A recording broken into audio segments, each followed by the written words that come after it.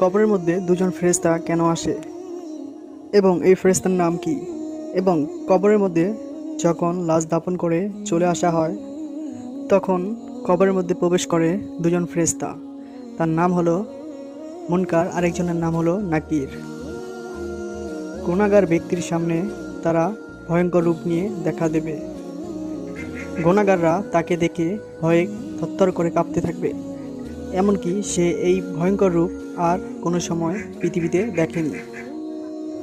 এবং যারা মুমিন ব্যক্তি কবরে দাফন করা হয় তাদের সামনে তারা পৃথিবীর সবচেয়ে সুন্দর রূপে দেখা দেবেন। তারা মনে মনে বলবে, এরকম সুন্দর আর জীবনেও দেখিনি, এই প্রথম দেখলাম।